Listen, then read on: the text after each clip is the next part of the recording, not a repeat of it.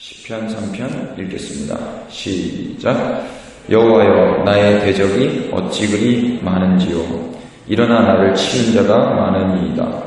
많은 사람이 나를 대적하여 말하기를 그는 하나님께 구원을 받지 못한다 하나이다. 여호와여, 주는 나의 방패시요 영광이시요 나의 머리를 드시는 자이시니이다. 내가 나의 목소리로 여호와께 부르시니 그의 성산에서 응답하시는도다. 내가 누워 자고 깨었으니 여호와께서 나를 붙드심이로다. 천만인이 나를 애워싸 진친다 하여도 나는 두려워하지 아니하리이다. 여호와여, 일어나소서. 나의 하나님이여, 나를 구원하소서. 주께서 나의 모든 원수의 뺨을 치시며 악인의 이를 꺾으셨나이다. 구원은 여호와께 있사오니 주의 복을 주의 백성에게 내리소서. 아멘. 시편 3편은 탄원시로 잘 알려진 시입니다. 하나님 앞에 무언가를 탄원할 때 이스라엘 사람들이 이 시편을 읽곤 했던 것 같은데요. 잘 아시다시피 이 시의 표제가 이 시의 성격을 우리에게 가르쳐주고 있습니다. 이 시의 표제는 다윗이 그 아들 압살롬을 피할 때 지은 시입니다. 다윗에게는 아들이 여러 명이 있었는데요. 그 중에 압살롬이라는 아들이 있었죠. 그 압살롬이 아버지 다윗을 대적해서 그 아버지의 왕위를 탈환하기 위해서 소위 말해서 구테타를 일으키면서 아버지를 대적했을 때 다윗이 그 상황을 이제 모면하고 도망가면서 이 시편을 지었다고 많은 사람들이 알고 있습니다. 우리가 그 상황을 오늘 시간이 되면 사무엘하 15장을 통해서 좀 확인하고 싶은데요. 시간이 어디까지 될지는 모르겠습니다. 사무엘하 15장에 나와 있는 그 압살롬과 다윗의 이야기를 근간으로 해서 이 시편이 지어졌기 때문에 그것을 배제한 상태로 이 시편을 읽는다는 것은 좀 무리가 있을 법도 하지만 시간이 되는 범위 안에서 먼저 이 시편의 내용을 우리가 이해를 하고 중간중간에 그 사무엘하 15장의 내용을 공부하도록 하겠습니다. 먼저 1절부터 차근차근 말씀을 확인해 보시죠. 1절입니다. 여호와여, 나의 대적이 어찌 그리 많은지요. 일어나 나를 치는 자가 많으니이다. 다윗이 하나님 앞에 이렇게 찬송을 썼습니다. 찬송을 작사해서 곡을 붙였겠죠. 근데 그 곡은 어떤 곡인지 우리가 알 수는 없고요. 아무튼 이 메시지를 가지고 멜로디를 붙여서 노래를 했었습니다. 그 내용이 여호와께 자신의 대적이 너무 많다라고 탄원하고 있었어요. 탄식하고 있었습니다. 2절에는 그 대적이 다윗을 향해서 이렇게 이야기했습니다. 뭐라고 이야기했냐면요. 하나님께 구원을 받지 못한다. 너 다윗은 하나님께 구원을 받지 못한다라고 대적이 이야기를 하고 있어요. 대적. 신약성경에서 대적을 뭐라고 이야기하는지 한번 찾아보실까요? 베드로전서 5장 8절입니다. 베드로전서 5장 8절. 한 목소리로 읽겠습니다. 베드로전서 5장 8절 시작.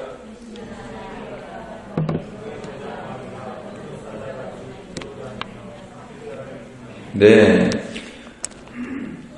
베드로 사도가 베드로전서를 쓰면서 대적을 뭐라고 이야기하고 있냐면 마귀라고 이야기하고 있죠.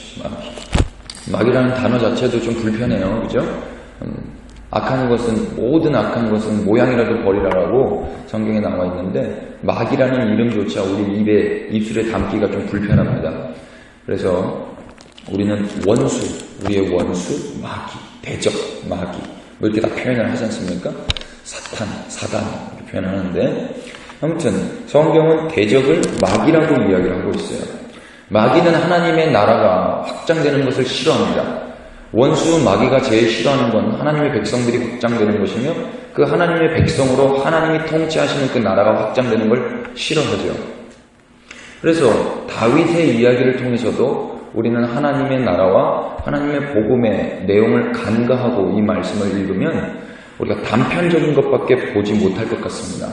그래서 결과적으로 우리가 끝에 가면 알게 되겠지만 이 말씀 역시 예수 그리스도와 예수 그리스도의 십자가와 그 어느 누구도 흉내낼 수 없는 복음, 그 기쁜 소식이 담겨져 있는 걸 여러분들은 이 말씀 공부가 끝나고 나면 확인하게 되실 것입니다. 단편적으로만 이 시편을 보면 누가 나를 되게 해코지했는데 그 해코지하는 그 상대를 하나님께 열심히 기도했더니 그 하나님이 그 상대를 해치워주셨다 정도로밖에 이해를 못해요. 그런 기도는 또 그런 응답은 우리 기독교 말고도 다른 타종교나 유사 기독교에도 많이 있습니다. 우리 기독교는 그렇게 유치한 종교가 아닙니다. 우리 하나님이 그 정도, 유치원생들이 아빠 제가 나 때렸어요. 그러니까 아빠 쟤 좀 때려주세요. 해서 그 아빠가 그 애기 때리러 가고 그 정도로 생각하시면 큰 오산이라는 거죠. 그러니까 이 말씀을 통해서도 예수 그리스도를 우리가 확인하면 참 좋을 것 같고요. 이 말씀을 통해서도 그 복음의 진수, 복음의 정수를 확인한다면 바람직하지 않을까 그렇게 생각됩니다. 아무튼 다시 돌아와서 다윗은 자신의 대적이 하나님께 구원을 받지 못한다라고 자신을 저주하는 이야기를 들어요. 근데 참 재미난 게 하나 여기서 우리가 발견할 수 있죠.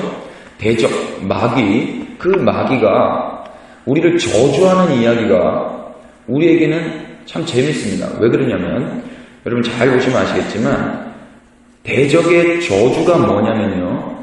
너 하나님께 구원받지 못한다입니다. 마귀가 우리를 저주할 때 하는 이야기가 뭐냐면요. 너 하나님께 구원받지 못한다예요.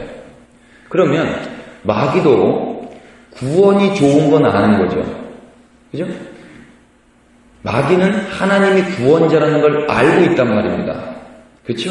그러니까 너 하나님께 구원받지 못한다라는 말이 저주로 우리한테 하는 이야기예요. 그렇죠? 그러니까 마귀도 이건 다 알고 있는 거예요.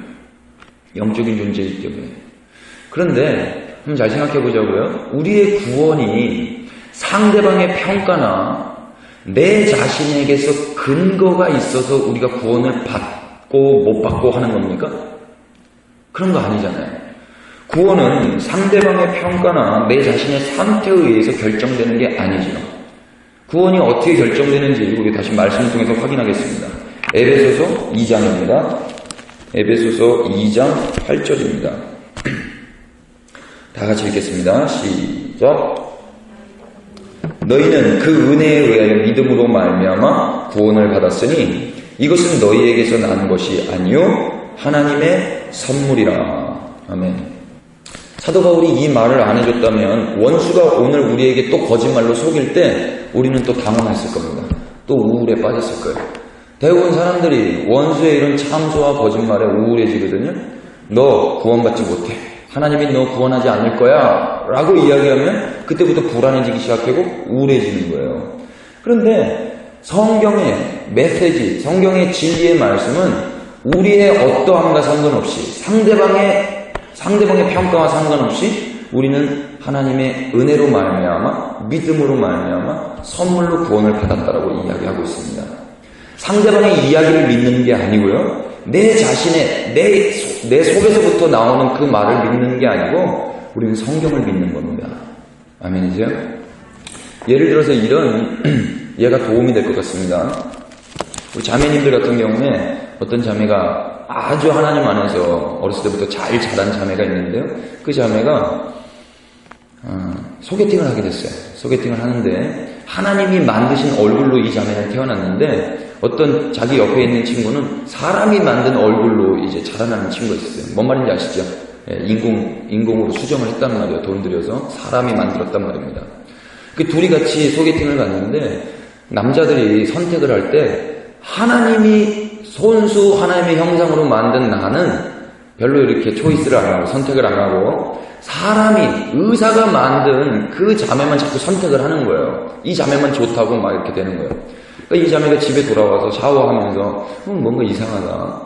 난 하나님의 형상으로 예쁘게 지음받았고 우리 집에서는 공주고 우리 할머니도 공주인데 우리 교회 가면 다 예쁘다 하는데 왜 쟤네들은 나를 이상하게 생각하고 나를 선택을 하지 않을까. 이게 의아했어요.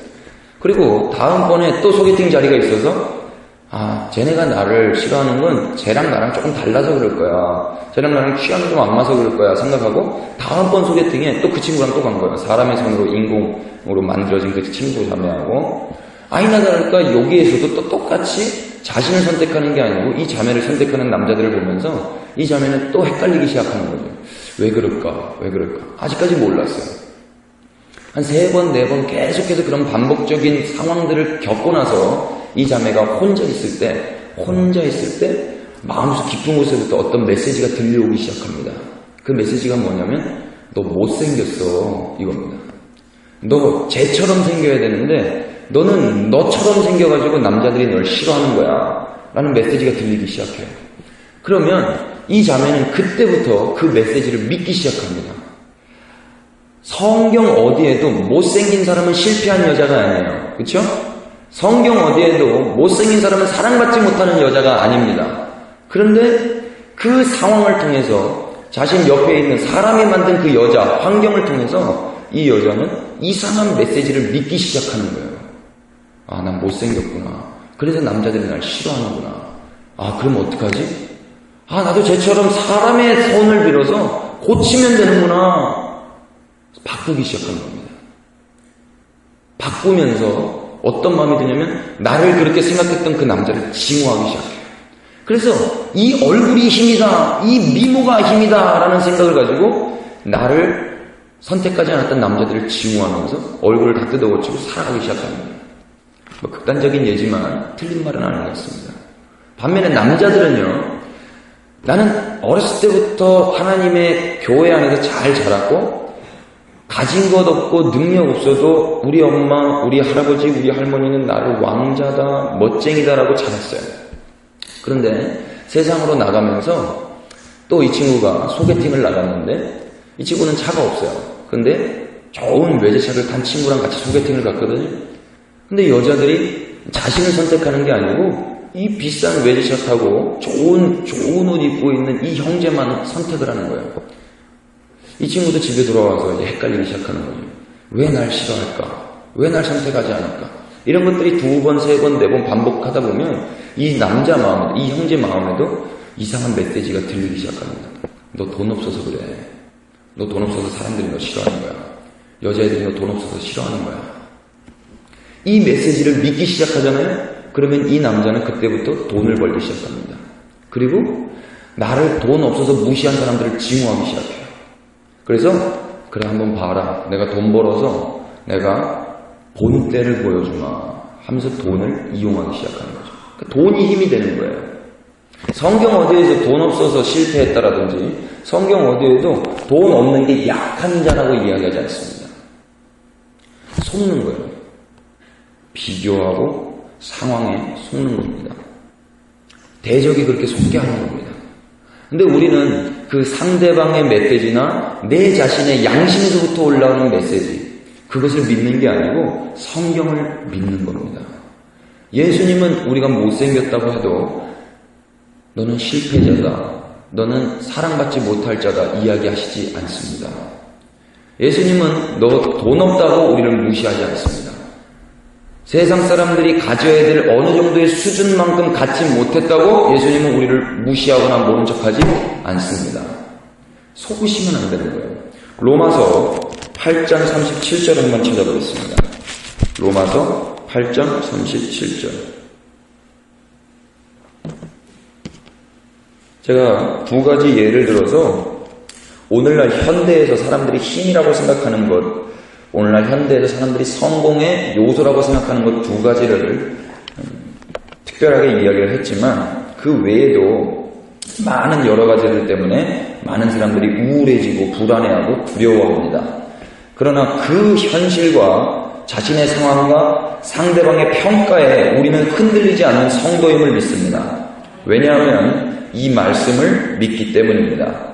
한번 37절부터 39절까지 힘있게 한번 읽겠습니다. 시작. 그러나 이 모든 일에 우리를 사랑하시는 이로 말미암아 우리가 넉넉히 이기느니라. 내가 확신하노니 사망이나 생명이나 천사들이나 권세자들이나 현재일이나 장래일이나 능력이나 높음이나 깊음이나 다른 어떤 피조물이라도 우리를 우리 주 예수 그리스도 안에 있는 하나님의 사랑에서 끊을 수 없으리라. 아멘. 아멘 맞습니까? 예. 이 말씀은 사도 바울이 우리가 보지는 못했지만 아마 우리의 목소리 톤보다 한 10배는 크게 말했을 것으로 예상됩니다. 예. 마이크 소리 조금만 줄여주실래요? 모니터를 울려가지고 죄송합니다. 근데 원수마귀 사단은 이걸 믿지 못하게 하는 거예요. 하나님이 우리의 어떠함과 상관없이 상대방의 어떤 평가와 상관없이 우리를 사랑하는데도 불구하고 원수마귀 사단은 우리의 대적마귀 사단은 상대방의 평가로 우리를 우울하게 하게 하고 내 자신의 가지고 있는 그 상태, 내 지금의 상태로 우리를 다운시키게 합니다. 대부분 사람들이 그래서 우울해지고요, 불안해져요. 믿음이 없어서 그런 거예요. 믿음이 없어서. 믿음. 보이지 아니하시지만 하나님이 나를 사랑한다는 그 믿음. 형편없지만 예수께서 날 위해 죽으셨다는 그 믿음. 하늘의 영광을 버리고 나 이 죄인을 사랑하신 그 예수를 믿는 그 믿음. 그 믿음이 내 자신도 이길 뿐더러 상대방의 평가로부터 우리를 보호할 수 있는 것입니다. 성도는 그 믿음으로 살아가는 자입니다. 상대방의 평가로 살아가는 자가 아닙니다. 내 자신의 기특함으로 살아가는 자가 아니란 말입니다. 오직 예수 그리스도의 말씀으로 살아가는 자가 의인입니다. 아멘이죠. 그래서 이 상황 가운데 이 다윗이 여러분 오늘 읽지 않았습니다. 가로 안에 있는 셀라라고 되어 있잖아요. 셀라. 상황은 많은 대적들이 나를 치려하고 나에게 너는 하나님께 구원을 받지 못한다라고 저주를 퍼붓고 있었는데 그때 다윗은 셀라 했습니다. 셀라가 뭔지 알아야 되겠죠? 셀라는 이제 음악적인 운율에 따라서 이렇게 음을 이렇게 높이면서 잠시 휴식하는 거예요. 쉼표죠, 쉼표. 그 음악적인 기법입니다. 그런데 이 노래를 부르고 잠시 쉬었다 그러잖아요. 셀라하게 쉰다는 말이에요. 쉰다. 그럼 그 쉴 때 뭘 했겠냔 말이죠. 상황이 나를 다 미워합니다. 나를 대적해요. 심지어 아들도 대적합니다. 정말 우울할 수밖에 없는 상황이죠. 근데 그때 셀라 하는 거예요. 휴식. 원수는 그때 휴식할 때 또 거짓말 하겠죠. 야, 넌 우울한 남자야. 너 왕으로서 이렇게 체면이 있으니 너 어떻게 살래? 별소리가 다 들릴 겁니다. 여러분 한번 침묵해보세요. 이 상황을 가만히 침묵해보세요. 원수도 이야기를 하고요. 하나님도 이야기를 하실 겁니다. 성도는 그 침묵, 그 셀라의 시간 동안 하나님의 음성을 들을 수가 있습니다. 원수마귀 사단은 우울에 빠져, 욕을 해, 술을 마셔, 고함을 질러, 어디 나가서 노래방이나 가서 스트레스나 풀어, 친구 만나서 맛있는 거 매운 거 먹어, 쇼핑이나 해. 성도는요, 하나님 앞에 나가서 하나님의 음성을 듣죠. 그리고 나서 3절의 고백을 하는 거예요.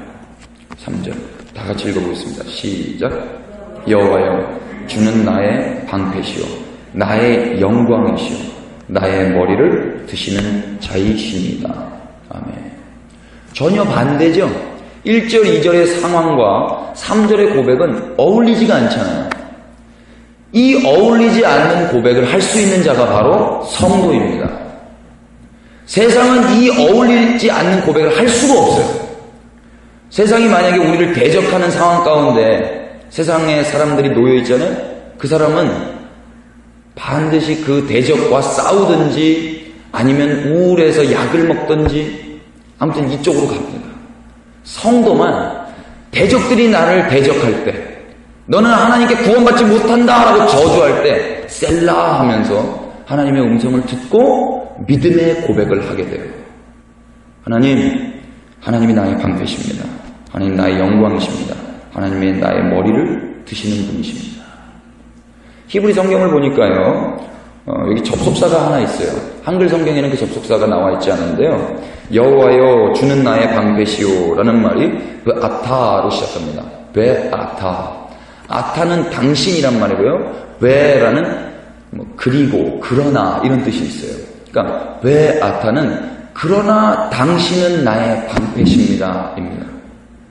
그러니까 상황은 원수가 나를 대적하고 너는 저주받았어, 너는 구원받지 못해 셀라 했을 때 성도의 고백, 다윗의 고백은 그러나 하나님은 나의 방패십니다 이렇게 되는 거예요.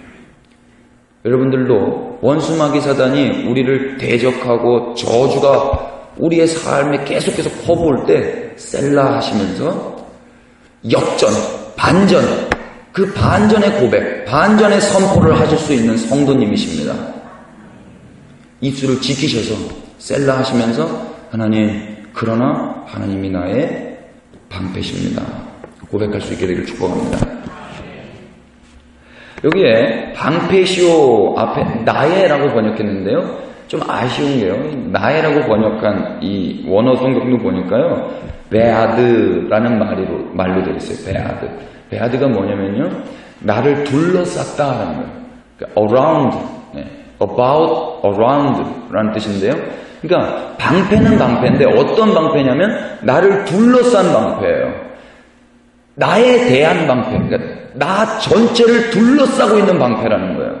그러니까 너네가 어떤 이야기를 하건, 너네가 어떻게 나를 저주하건 상관없이 우리 주님께서 나를 둘러싸고 있다라는 고백입니다.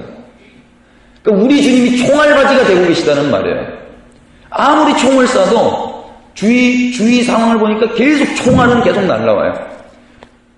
총알은 계속 날라오는데 가만히 셀라 하면서 보고 있으니까 그 총알을 누가 다 막고 있냐면 나를 둘러싸고 있는 방패, 우리 주님이 막고 계신 거예요. 그러니까 할렐루야 영광이십니다 찬양이 되는 겁니다. 그러고 나서 고개가 들려지는 거예요. 여러분 언제 고개가 들려집니까? 상대방의 평가, 그 평가로 고개를 들을 때가 간혹 몇 번 있어요. 그렇죠? 누가 갑자기 저한테 와 설교 잘하시네요, 찬양 잘하시네요, 머리가 없어도 잘생기셨네요, 이런 상대방의 평가를 받으면 고개가 살짝 들려질 때가 간혹 있습니다. 근데 그건 잠깐이죠. 그죠? 매일 그렇지 않아요. 영원히 그렇지 않습니다. 상대방의 평가는. 또 내 자신이 혼자 이렇게 샤워할 때 기특할 때가 몇 번 있죠. 기특할 때 몇 번 있어요.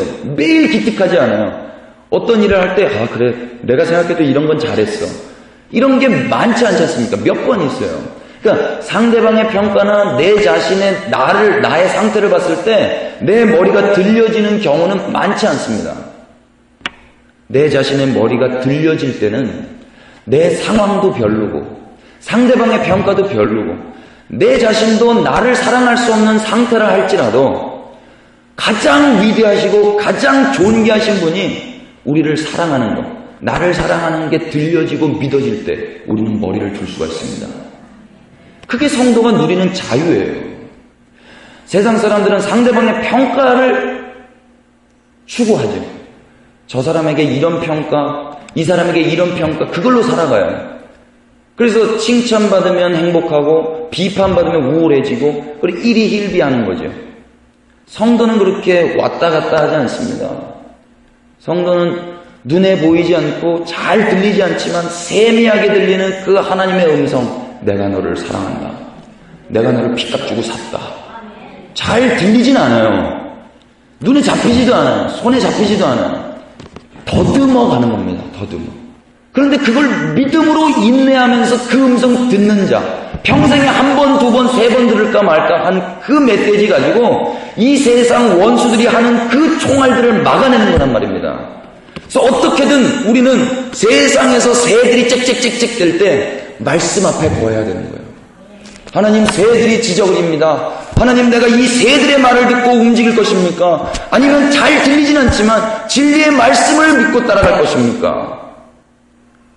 우리는 후자랍니다. 그때 머리가 들려지는 것 같습니다. 그때.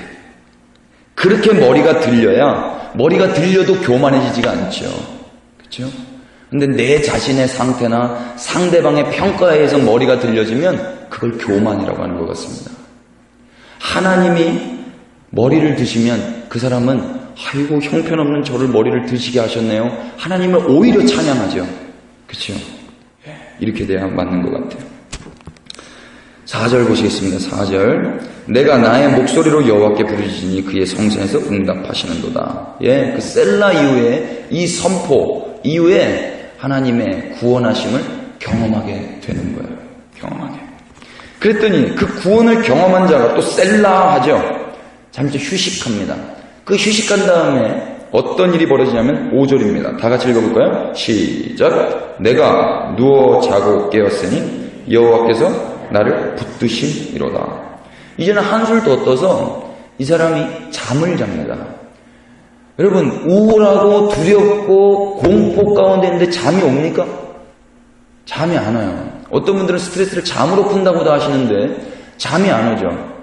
잠은 세상 사람들은 보면 피곤하면 잔다 그러고 에너지를 다 썼다 그러면 잔다 그러고 밤 되면 잔다 그러지만 성도는 언제 자냐면요. 시편입니다. 시편 127편. 여러분 다 아시는 말씀일 겁니다. 찾아보시겠습니다. 시편 127편 1절 2절 한 목소리로 읽겠습니다. 시편 127편 1절 2절 시작.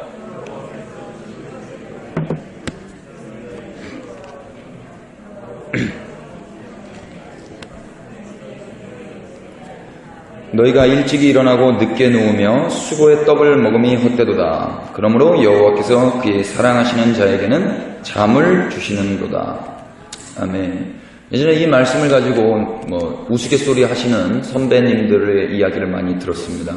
시험 공부할 때, 신학교 안에서도 시험 공부하실 때 이제 밤샘 공부를 하시다가 졸려오시면 그냥 주무시면 되는데 하나님 나를 사랑하시나 봐. 잠을 주시네. 그리고 꼭 들어가서 주무시더라고요. 예. 그래서 이 말씀의 깊이를 제가 잘 몰랐었는데요. 제가 이 말씀을 2010년도쯤에 이 말씀을 하나님의 음성을 통해서 제가 확인했던 적이 있었습니다. 그 말씀을 좀 잠깐 나누고 싶은데요.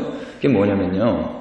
하나님은 요한계시록에 보니까 아침이나 저녁이나 밤이나 낮이나 365일 쉬지 않고 경배를 받고 계시더라고요.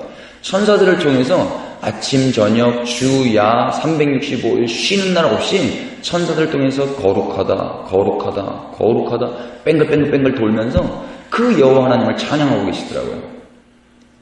그런데 그 하나님이 우리를 사랑하셔서 아침이나 저녁이나 쉬는 날 없이 찬양을 받으셔야 되는데 사랑하는 자들에게 잠을 주시면서 찬양을 포기하시더라고요.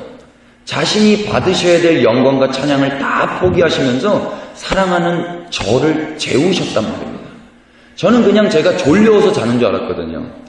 예수님의 이 말씀 알기 전에는 저는 그냥 피곤하면 자는 줄 알았습니다. 남들 다 자니까 어두워지면 자는 줄 알았고 내일 학교 가야 되니까 자야 되는 줄 알았어요.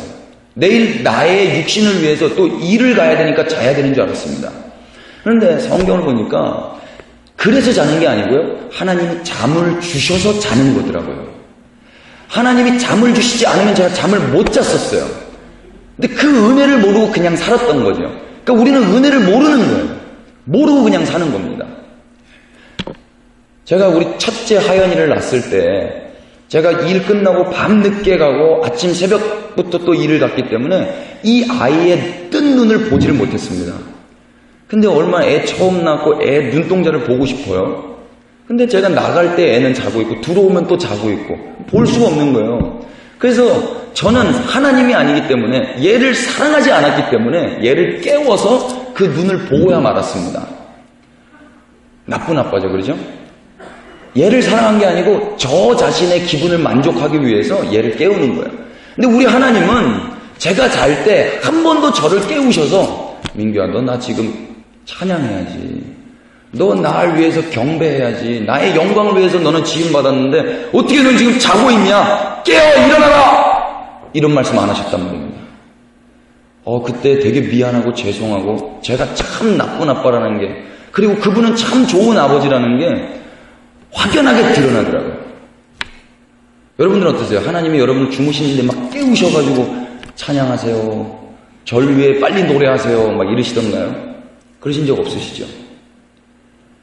제가 밤에 금식하면서 이렇게 밤을 새워서 나이트 워치라고 하는데, 그 나이트, 밤을 와치했던 그 기도를 했던 적이 있었어요. 72시간. 하나님이 시키셔가지고. 그런데 72시간 마지막 밤인데, 이제 피곤하고 에너지가 다 썼어요. 그래서 이제 집에 가려고 그러는데, 어떤 사람이 그 끝날 시간에 온 거예요. 끝날 시간에 와가지고, 저도 좀 같이 하면 안 될까요? 그러는 거예요. 이제 끝났는데요. 저 대전에서 왔는데, 정말 기도를 하고 싶어서 왔다는 거예요. 이 사람이 얼마나 밉던지요. 난 이제 집에 가려고 하는데 이 사람 다시 시작하자 그러니까. 그런데 대전에서 왔다 그러니까 갈 데도 없다고 하죠. 이거 광고를 냈거든요. 72시간 동안 하나님 앞에 밤새워서 금식하면서 기도합시다. 광고를 냈기 때문에 이 사람이 늦게 보고 대전에서 이제 출발해서 온 거예요. 돌려보낼 수도 없잖아요. 근데 이 사람이 얼마나 밉던지요. 근데 어금니를 깍 깨물고 그냥 앉아서 기도를 했습니다. 기도를 하는데 그때 하나님이 이 말씀을 보여주신 거예요. 졸렸냐? 넌 나를 찬송하기 위해서 지음받았고 지금 나를 위해서 기도하면서도 너는 그 72시간 다 채웠다고 집에 빨리 가서 자고 싶냐? 단 1분 1초라도 깨어서 날 위해 기도할 수 없더냐? 말씀하신 그 예수님의 그 겟세마네 동산에서의 말씀이 생각나더라고요.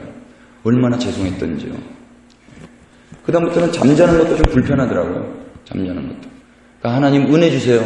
하나님 저를 사랑하시죠? 그냥 잡니다. 그리고 그 자유함 가운데 자기는 하는데 우리가 그건 알고 넘어가자고요. 하나님이 사랑하지 않으면 우리에게 잠을 허락하지 않으십니다. 하나님이 우리를 사랑하시기 때문에 우리가 편히 자고 편히 일어나는 걸 줄 믿습니다. 세상 사람들은 이 믿음이 없어요. 자신이 피곤하면 자고 자신이 일어나고 싶을 때 일어나지만 우리는 하나님에 의해서 하나님의 사랑과 은혜에 의해서 잠도 자고 일어나는 것입니다. 아멘이시죠? 하나님의 은혜 없이는 하나님의 사랑 없이는 우리는 잠을 못 자요. 원수가 그렇게 대적하고 들어오는데 어떻게 잠이 옵니까? 상황이 변화된 게 아무것도 없는데 어떻게 잠이 오냔 말이에요. 아들이 나를 죽이려고 오는데 어떻게 잠이 와요? 하나님이 사랑을 주면 그 상황에서 잘 수가 있습니다. 그래서 다윗은 내가 누워 잠을 자는 겁니다. 그리고 깨어서 확인하는 거예요. 여호와께서 나를 붙드신다. 더 나아가서 6절에 천만인이 나를 애워싸 진친다 할지라도 나는 두려워하지 않는다. 온전한 사랑이 두려움을 내어 쫓는다고 요한 사도는 이야기했습니다. 그 온전한 사랑이 있으면 두려움 가운데서도 잠을 잘 수 있을 줄 믿습니다. 지금 천만인이라고 번역된 히브리어도요. 천만 얌이거든요. 암이라는 게 백성이고 나라고 국가예요. 국가. 그러니까 천만 사람이라고 번역하는 것보다 천만인보다 천만 국가, 천만 나라, 천만 민족, 천만 군대가 나를 애워싼다 할지라도 나는 두려움 없이 잔다. 이렇게 고백하는 거예요.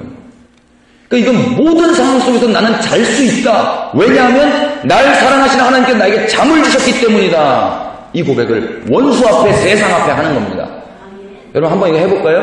세상아 나는 잔다. 시작.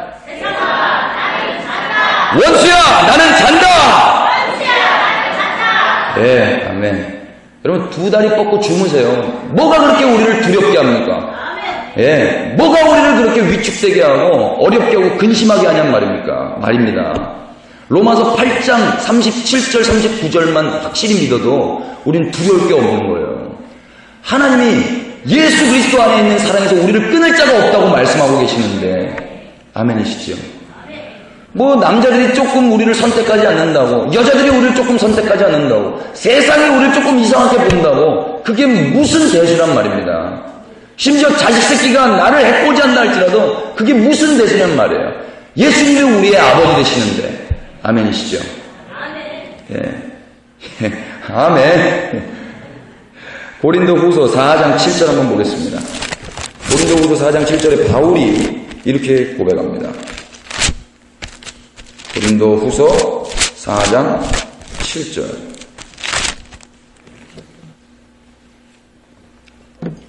제가 읽겠습니다. 우리가 이 보배를 질그릇에 가졌으니 이는 심히 큰 능력은 하나님께 있고 우리에게 있지 아니함을 알게 하여 함이라. 우리가 사방으로 우겨쌈을 당하여도 쌓이지 아니하며 답답한 일을 당하여도 낙심하지 아니하며 박해를 받아도 버림받지 아니하며 거꾸로 뛰림을 당하여도 망하지 아니하고 우리가 항상 예수의 죽음을 몸에 짊어짐은 예수의 생명이 또한 우리 몸에 나타나게 하려 함이라. 우리 살아있는 자가 항상 예수를 위하여 죽음에 넘겨짐은 예수의 생명이 또한 우리 죽을 육체에 나타나게 하려 함이라. 그런즉 다 같이 읽겠습니다. 사망은 우리 안에서 역사하고 생명은 너희 안에서 역사하느니라. 아멘. 세상 사람들은요, 사망이 역사하는 곳에 가기 싫어합니다. 그런데 유일하게 성도들만 사망이 역사하는 곳을 가요. 심지어 사망을 우리 안에서 역사하도록 만들어가는 자들이 바로 성도입니다. 이 말씀이 바로 그 말씀이거든요. 뭐라고 사도 바울이 이야기하고 있냐면요, 우리가 사방으로 우겨싸움을 당해도 쌓이지 않는다고 이야기합니다. 성도는 사방으로 우겨싸움을 당하지 않는 자가 아닙니다. 사방으로 우겨싸움을 당합니다. 당하는데도 불구하고 쌓이지 않는 자가 바로 성도입니다. 성도는 답답한 일을 당하지 않는 자가 아닙니다. 답답한 일을 당합니다. 답답한 일을 당하지만 낙심하지 않는 자가 바로 성도입니다. 박해를 받지 않는 자가 아니에요. 박해를 받습니다. 그러나 박해를 받아도 거꾸러뜨림을 당하여도 망하지 않습니다. 세상 사람들은 박해받고 거꾸러뜨림을 당하면 망하는 줄로 착각을 해요. 원수도 그렇게 속입니다. 그런데 성도는 박해를 받고 거꾸러뜨림을 당하여도 망하지 않는 걸 세상 가운데 보여주는 자들입니다. 자, 봐라, 내가 비록 오늘 거꾸러뜨림을 당하고 박해받고 우겨싸움을 당하지만 나는 살아있다. 이걸 보여준 게 바로 십자가입니다. 원수마귀 사단이 십자가로 끝나는 줄 알았어요. 그러나 기독교는 십자가로 끝나는 게 아니고 십자가 이후에 부활의 영광이 있는 종교입니다. 이게 세상과 다른 거예요. 십자가에서 죽음으로 끝나는 게 아니고 죽음과 고통과 환난 뒤에, 박해 뒤에 부활이라는 영광이 있는 게 우리가 믿는 신앙입니다.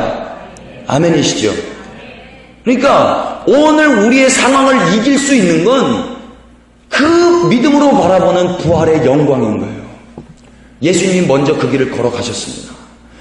우리의 기도가 그래서 달라져야 되는 거예요. 하나님, 십자가를 피하게 해주세요. 이 박해를 모면시켜주세요. 이 상황을 벗어나게 해주세요가 아니고, 하나님, 성도는, 교회는, 예수님은 이 박해 가운데서도, 이 거꾸러뜨림을 당함 가운데서도 우겨싸움을 당하지 않으셨죠. 그 말씀을 믿을 수 있도록 믿음 주십시오. 내 안에서도 살아계신 예수님께서 역사하신다면 이 부족한 믿음 없는 자도 그 삶을 걸어갈 줄 믿습니다. 그렇게 기도할 때 원수는 떠나가는 겁니다. 그러면 두 다리 뻗고 잘 수가 있는 거예요. 그렇지 않으면 맨날 상황만 바꿔달라고 기도하고 절대 안 바뀝니다. 절대 안 바뀌어요. 그래서 이 사람들은 어떻게 하냐면 그 죽음 같은 상황과 환경이 내 안에 역사하면 역사할수록 우리는 뭘 경험하냐 하면요, 예수의 생명을 경험하게 되는 거예요. 그거 봐라, 죽어도 죽지 않지 않냐? 예수님이 그걸 가르쳐 주시는 거예요. 분명히 죽어야 될 상황인데 죽지 않아요. 그래서 원수가 우리를 이상하게 여기는 거예요. 세상 사람들이 우리를 이상하게 의문을 갖고 쳐다보게 되는 겁니다. 분명히 사업에 실패하면 망해야 되는데 저 사람은 아직도 찬송을 부르고 있네. 분명히 저 사람은 저 상황 가운데서는 우울해서 자살해야 되는데 아직도 교회 나가서 찬송하고 있네. 이해를 못하는 겁니다, 세상이 우리를. 그래서 질문하는 거예요. 어째서 당신은 이 상황에서 그럴 수가 있습니까? 그때 한마디 하는 거죠. 내가 하는 게 아니에요. 예수님이 하시는 겁니다. 그게 전도인 줄 믿습니다. 예. 원수가 꼼짝 못합니다. 그래서 11절입니다. 11절 읽어보겠습니다. 우리 살아있는 자가 항상 예수를 위하여 죽음에 넘겨지면 예수의 생명이 또한 우리 죽을 육체에 나타나게 하려 함이라. 그래서 그런즉 사망은 우리 안에서 역사하고 생명은 너희 안에서 역사하느니라. 세상 사람들은 사망 가운데 거하기 싫어요. 그러나 이 사망 이후에 생명이 있는 걸 아는 성도만 사망으로 뚜벅뚜벅 걸어갈 수가 있는 거예요. 그래서 많은 사람들이 사망을 무서워할 때 성도들이 글로 가는 거예요. 그래서 그 사람들이 물어보는 거죠. 아니, 어떻게 당신은 이 사망 가운데로 걸어오실 수가 있습니까? 예, 제 안엔 그 사망을 이기신 예수가 계시기 때문입니다. 그래서 그 사망은 저한테 역사하고 당신은 생명이신 예수로 인해서 살아나십시오 하는 거예요. 그래서 나 죽고 당신 살리는 삶, 이게 바로 기독교입니다. 이게 바로 복음을 가지고 있는 성도, 대한민국 온 열방의 교회들이 해야 될 일이란 말입니다. 반대로 가면 안 됩니다. 어떻게든 살아보려고 막 이렇게 몸부림치고 그거 추한 거예요. 우리 안에 생명 대신 예수 그리스도가 없다라는 반증일 수 있습니다. 우리는 죽음을 자처해야 되고요. 환난과 공고와 핍박으로 우리는 믿음을 가지고 한번 걸어가 보셔야 돼요.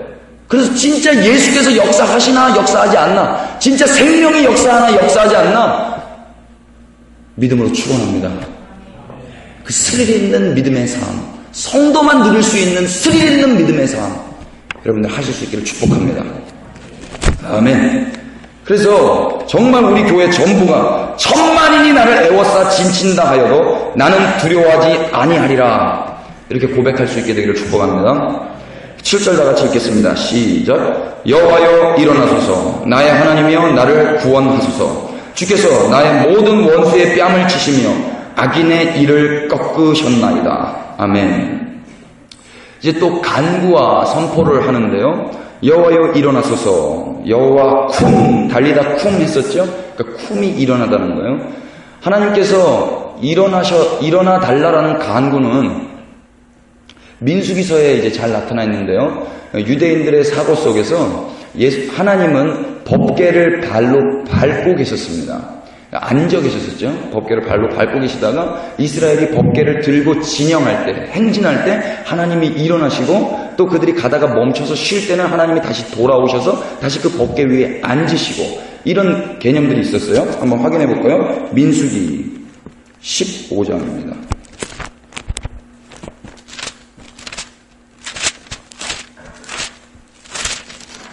죄송합니다. 10장입니다. 민수기서 10장 35절.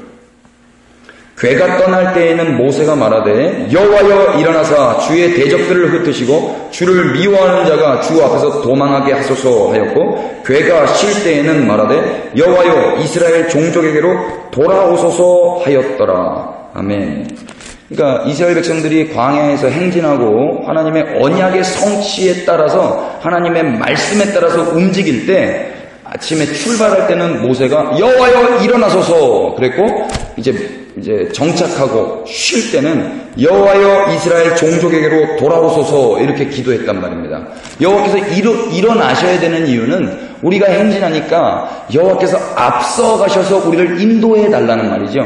하나님께서 일어나셔서 앞서가셔서 모든 대적들을 상대하시고 우리를 인도하여 주옵소서라는 기도고요. 또 우리가 정착해 있을 때는 다시 여호와여 우리 가운데로 오셔서 우리를 지켜 보호하여 주옵소서라는 간구란 말이죠. 그러니까 여호와여 일어나소서 나의 하나님이여 나를 구원하소서라는 말은 하나님의 언약에 의해서, 하나님의 약속, 하나님의 말씀에 의해서 하나님의 언약 백성들이 이동할 때 하나님께 했던 기도란 말입니다. 지금 다윗이 동일하게 하나님의 언약, 하나님의 약속을 이루는 그 기도를 하고 있는데, 대적이 나를 대적하고 대적이 나에게 저주를 퍼붓는 게 무슨 하나님의 언약이겠습니까? 뭐가 하나님의 약속이겠어요? 저는 이게 되게 또 궁금했고요. 또 하나는 주께서 나의 모든 원수의 뺨을 치시며 악인의 이를 꺾으셨나이다. 완료형으로 이미 뺨을 치셨고 이를 다 꺾으셨다라고 완료형으로 쓰고 있어요. 지금 이 상황이 사무엘하 15장에 나와 있는 다윗의 아들 압살롬으로부터 공격을 받으면서 도망갈 때 불렀던 노래라고 우리가 이야기했지 않습니까? 그러면 우리가 쉽게 생각할 수 있는 악인과 이 원수가 압살롬일 것이라고 생각할 수가 있잖아요. 그래서 하나님이 다윗이 하나님께 기도할 때, 하나님 압살롬으로부터 나를 구원하여 주옵소서, 압살롬의 공격으로부터 나를 보호하여 주옵소서, 압살롬의 뺨을 치시고 악인 압살롬의 이를 꺾어주십시오 라고 이해할 수가 있었는데, 가만히 잘 생각해 보니까 또 사무엘 하서를 읽어보니까 다윗은 압살롬의 죽음 소식을 기뻐하지 않았더라고요. 그도 그럴 것이, 제가 우리 집사람한테도 아까 이야기해봤는데, 너 만약에 하연이가 너한테 칼을 들이대고 엄마를 죽이려고 올 때 너는 하나님께 하나님 우리 하연이를 죽여주세요. 우리 하연이의 우리 하연이 이 나쁜 기집애를 하나님 저를 죽이려고 하는 나쁜 기집애를 없애주세요. 이런 기도를 하겠냐라고 질문을 해봤거든요. 안 하겠대요. 너가 죽는데 네 목에 칼이 요만큼까지 들어왔는데도 안 하겠대요. 저희 집사람만 그런 거 아니죠. 부모라면 그럴 겁니다. 제가 예전에 공공의 적이라는 영화를 봤거든요. 설경구 이성재 배우 주연의 공공의 적이라는 영화를 봤는데 그 영화에서 제가 인상 깊었던 장면이 있어요. 이 말씀을 공부하면서 딱 그게 떠올랐는데 그게 뭐냐면 이성재 씨인가 그분이 폐륜아였어요. 좀 사이코패스가 있어가지고 부모를 살해합니다. 부모를 살해하는데 아빠 엄마를 다 칼로 살해하나 그래요. 그때 이게 실갱이를 하다가 손톱이 이게 좀 부러졌어요. 손톱이 부러져서 바닥에 떨어졌는데 어머니가 아들의 칼에 맞아 죽어가면서도 그 손톱을 어떻게든 손으로 잡아서 먹어버립니다. 왜 그럴까요? 아들이 이 손톱이 있었으면 아들이 살인자라는 게 증거가 남잖아요.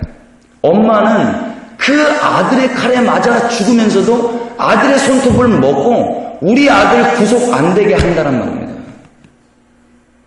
제가 그 영화를 보고 와, 참 이게 엄마인데 이게 부모인데 아들은 그 부모를 죽이고 뭐 돈 타려면 그랬겠죠. 돈 때문에 죽였겠죠.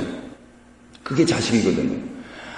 동일하게 여기 다윗도 사무엘하 15장 이후에 그 압살롬이 죽는 대목까지 읽어보면 압살롬이 죽었을 때 내 아들 압살롬아, 내 아들 압살롬아, 내가 죽어야 되는데 네가 죽었구나. 그러면서 그 소식을 전한 그 사람에게도 좋은 소리 안 해요. 그게 다윗이었거든요. 그렇다면 이 말씀을 어떻게 다윗이 그 압살롬을 피하면서 지었던 노래와 연결시킬 수 있을까?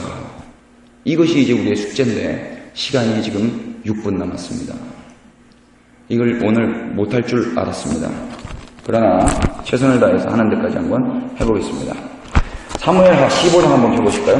사무엘하 15장입니다. 1절입니다.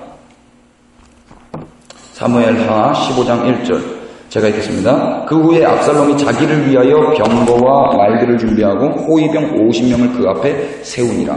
아멘. 압살롬이라는 이름 뜻을 먼저 알아야 되겠는데요. 압살롬은 아브살롬입니다. 아브는 아버지라는 뜻이에요. 아브. 살롬은 여러분 잘 아시는 샬롬입니다. 그러니까 아버지는 평화입니다 라는 뜻입니다. 아버지는 평화입니다 라는 이름으로 잘 자랐던 이 압살롬이 욕심이 들어와서 4절입니다. 15장 4절. 또 압살롬이 이르기를 내가 이 땅에서 재판관이 되고 누구든지 송사나 재판할 일이 있어 내게로 오는 자에게 내가 정의를 베풀기를 원하노라. 아버지 왕이 해야 될 재판과 아버지 왕이 내려야 될 정의를 이 아들 녀석이 자신이 착취해 가는 거예요. 그래서 아버지의 백성들의 마음을 훔쳐서 자신의 백성이 되게끔 했던 게 압살롬이 했던 나쁜 짓입니다. 그래서 결국에는 자신이 아버지 노릇하고 싶었던 거예요. 이 그림 어디서 많이 보셨죠? 하나님만 재판관이시고 하나님만 정의의 왕이십니다. 그런데 죄가 우리 가운데 관영했을 때 우리 인간들이 스스로 판단하게 되고 우리 인간들이 이 땅에 정의를 베풀려고 그랬어요. 그래서 하나님의 백성에게서 자리를 이탈해서 나 자신의 나라를 구축하기 시작했습니다. 이게 인간 세상의 태동의 그림이에요. 이 압살롬의 그림을 통해서 우리는 복음을 엿볼 수가 있는데요.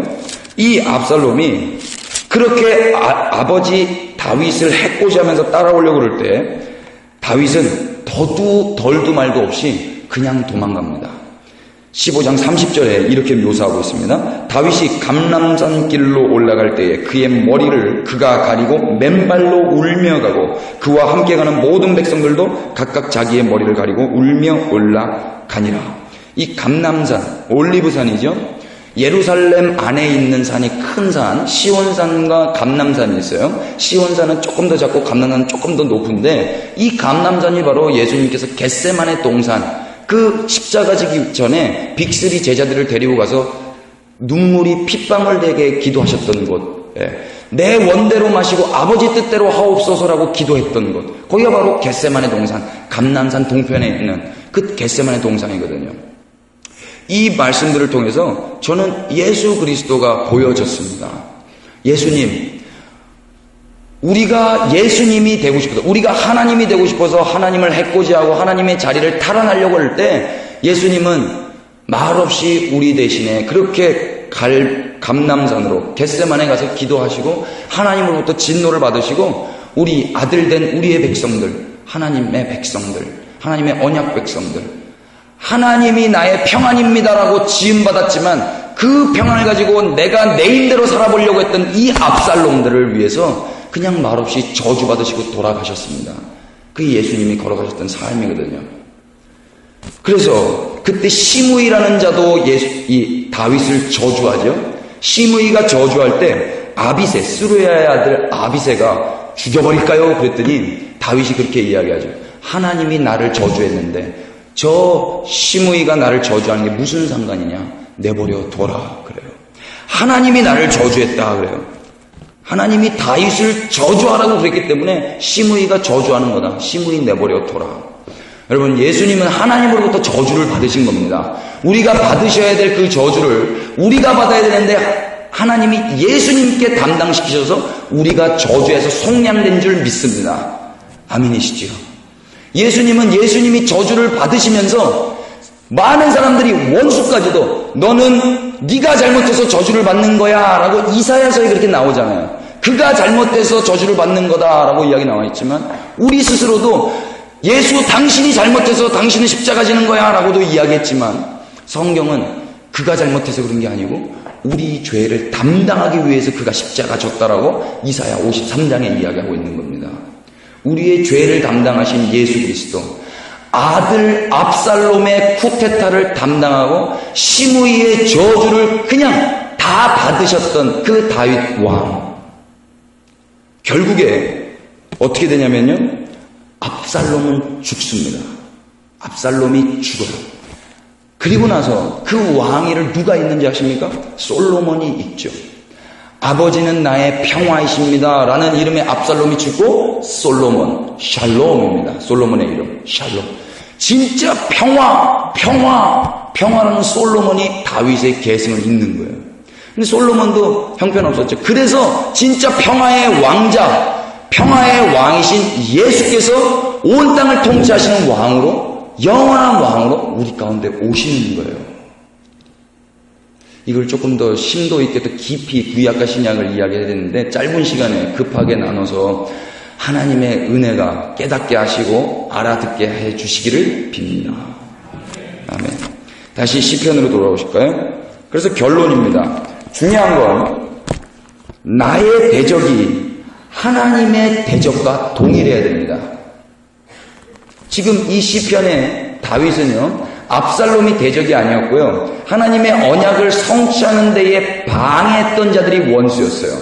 아들 압살롬의 이를 꺾어주시고 압살롬의 뺨을 때려달라고 기도한 게 아닙니다. 그죠? 나는 하나님의 언약에 의해서 그냥 그렇게 저주받고 간다 할지라도 하나님은 언제나 오르십니다. 하나님 이 상황 가운데서도 하나님이 선으로 인도하실 겁니다 라는 믿음의 고백을 하면서 다윗은 그렇게 끌려갔단 말입니다.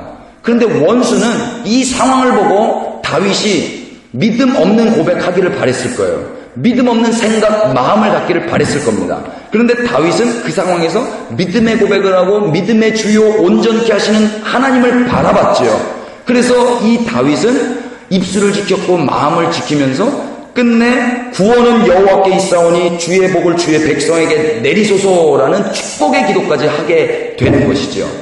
그런데 내 원수와 하나님의 원수가 달라지게 됐을 때는 이게 문제가 심각한 겁니다. 여러분의 원수와 하나님의 원수가 동일하기를 축복합니다. 만약에 나의 대적과 하나님의 대적이 다르면요, 어떠한 일이 일어나면 하나님의 원수가 나에게는 사랑의 대상이, 나의 원수가 하나님에게는 사랑의 대상일 수가 있겠죠. 나에게는 원수인데 하나님에게는 사랑의 대상일 수 있지 않습니까?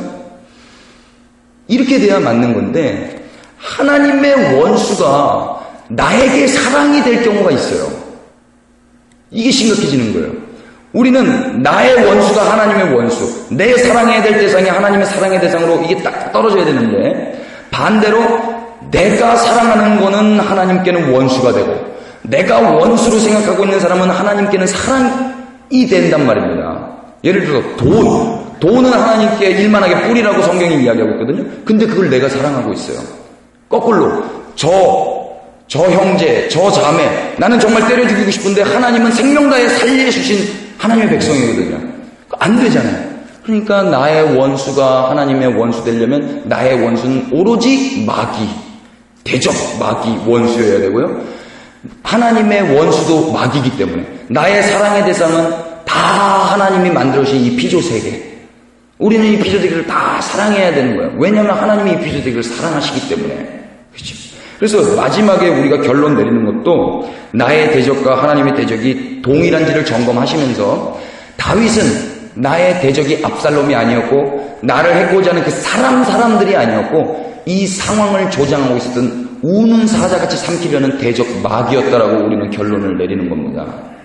여러분의 삶 가운데서도 상황과 환경이 우리를 삼키려고 우리에게 믿음 없는 고백, 믿음 없는 생각을 하게끔 시시때때로 할 것입니다.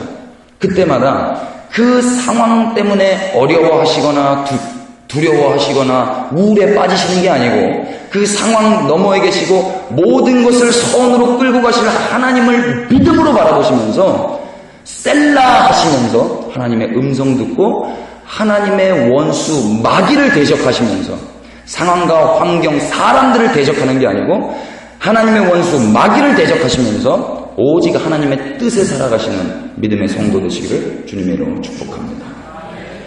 아멘. 제가 기도하겠습니다. 주 예수님, 환난 날에 우리를 도우시는 분이 여호와 하나님임을 우리가 믿을 수 있도록 믿음의 눈 열어 주옵소서.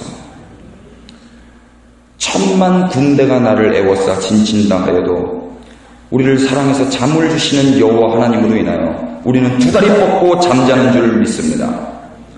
원수 마귀 사단이 오늘도 우리의 상태와 상대방들의 여러 사람들의 평가에 의해서 우리를 우울하게 하고 낙심하게 하고 근심 걱정하게 할지는 모르겠지만 우리의 사는 근거는 사람들의 평가도 아니고 내 자신의 상태도 아니고 오직 예수 그리스도 안에 있는 믿음과 은혜와 사랑인 줄 믿습니다. 이 믿음으로 성도의 삶 넉넉히 감당하는 동두천 성결교회 성도님들 다 될 수 있도록 축복합니다. 하나님 은혜 허락하여 주옵소서. 예수 그리스도 이름으로 기도합니다. 아멘. 주기도문 하시죠. 하늘에 계신 우리 아버지의 나라가 오게 하시니 아버지의 뜻이 하늘에서와 같이 땅에서도 이루어지게 하소서. 오늘 우리에게 일용할 양식을 주시고 우리가 우리에게 잘못한 사람을 용서하여 준 것 같이 우리의 죄를 용서하여 주시고 우리를 시험에 빠지지 않게 하시고 악에서 구하소서. 나라와 권능과 영광이 영원히 아버지의 것입니다.